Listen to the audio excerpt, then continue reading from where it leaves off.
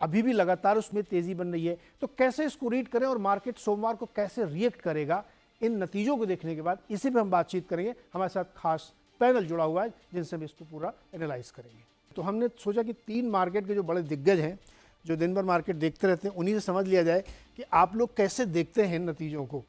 तो बातचीत करेंगे हम सुनील सुब्रमण्यम जी से, जो सुंदरम म्यूचुअल फंड के मैनेजिंग डायरेक्टर और सीईओ हैं। मनीष डांगी जी हैं, मैक्रोमोजैक के हेड हैं, और अभय अग्रवाल जी हैं जो पाइपर सेरिका के फाउंडर फंड मैनेजर हैं।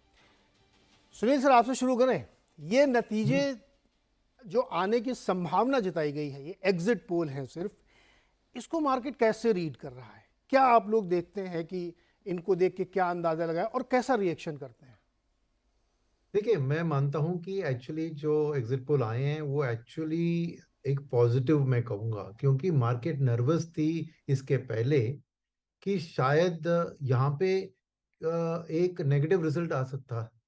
वो एक डर था मार्केट को। मेरे ख्याल में कोई भी एग्जिट पोल एक एंटी एनडीए कंप्लीट वेव की तरह नहीं दिखा रहा है। वो नंबर 1 है।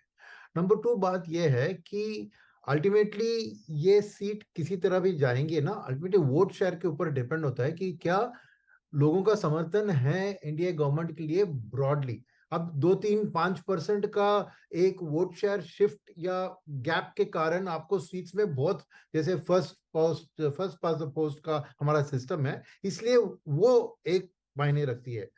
तीसरी बात है कि इन रिजल्ट से क्या मई के पार्लियामेंट्री इलेक्शन के ऊपर कुछ ट्रेंड लगा जा सकता है। और मेरे ख्याल में ये जो कांटे की टक्कर आप बात यूज कर रहे थे ना, वो एक्चुअली अच्छी खबर है फ्रॉम अ पार्लियामेंट्री इलेक्शन, क्योंकि उधर चाहे आप कहिए वो मोडी फैक्टर हो या फिर वो आप कहिए कि एक नेशनल लेवल पे लोग अलग सोचते हैं, तो उधर अगर इवन एक 2-3% का वोट शेयर अपोजिशन से इंडिया की ओर आता है तो उधर पार्लियामेंट इलेक्शन में वो बहुत बड़ा इंपॉर्टेंट मूव हो सकता है। तो मेरे ख्याल में ये रिजल्ट एक्चुअली एक मजबूती देती है कि कोई एंटी एनडीए का वेव कुछ नहीं चल रहा है।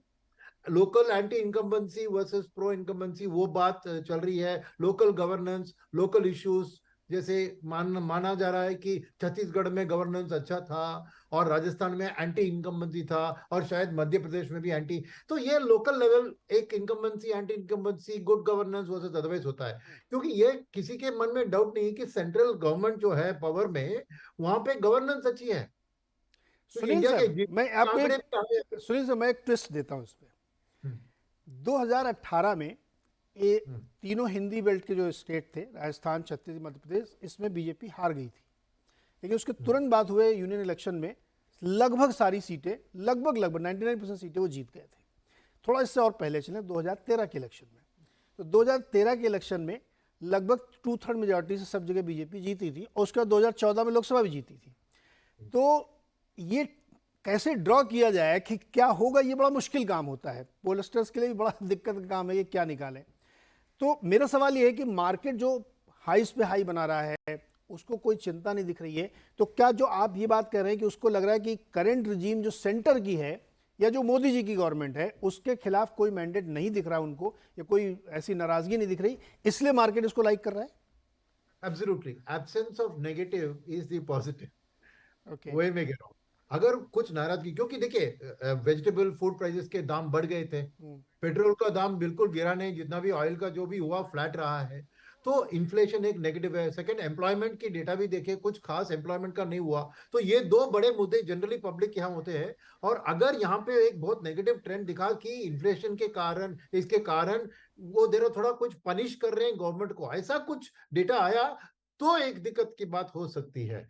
नहीं तो मैं समझता हूं कि लोकल फैक्टर्स को निकाल दिया जाए, इसमें मैं पॉजिटिव ही रीड करूंगा। और मार्केट भी वही रीड कर रही है आज, क्योंकि मार्केट को क्या चाहिए ना, कंटिन्यूटी ऑफ पॉलिसी। वही है बिगेस्ट चेंज। ऐसा नहीं कि एक ऑपोजिशन पार्टी पावर में आई तो पूरा का पूरा, शायद छोटी मोटी चीजें, जैसे छोटी मोटी नहीं, ओपीएस वर्सेस एनपीएस, ऐसे कंजम्पशन के ऊपर ज्यादा focus instead of infra, opposition power में आ गई तो ये डर आ सकता है, उसके कारण थोड़ी वॉलिटिलिटी आ सकती है। मगर उसके अलावा आप 2003 में देखिए, 3 से 8 बीजेपी का गवर्नमेंट नहीं था, ऑपोजिशन का था, कोalition का गवर्नमेंट था।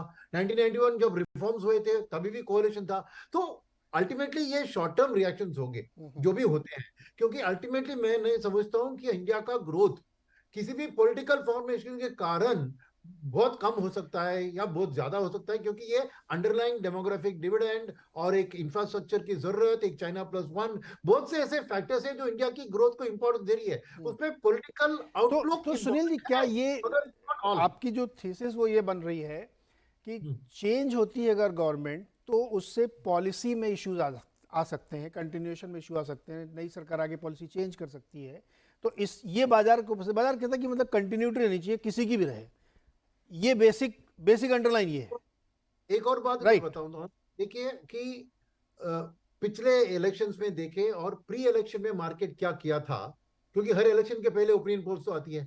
तो 2014 में क्योंकि कांग्रेस गवर्नमेंट थोड़ी वीक लग रही थी, बट क्या मोदी जी, ओपिनियन पोल्स ये नहीं कह रहे थे उनको इतना बड़ा समर्थन मिलेगा, तो तब मार्केट नेगेटिव थी प्री इलेक्शन में। अगर 2019 में एक क्लैरिटी था, कंटिन्यूटी का, तो मार्केट लाइफ टाइम हाई पे थी। तो मार्केट को उस पीरियड में जब अनसर्टेनिटी था, एक चेंज ओवर हो रहा था, जी तब मार्केट नर्वसनेस में तो इलेक्शन के पहले कम हो जाती है। मगर एक क्लैरिटी जब मिलती है ना, तो मार्केट ऑलवेज उसको पॉजिटिव रीड करके ऊपर लेके जाती है। जी।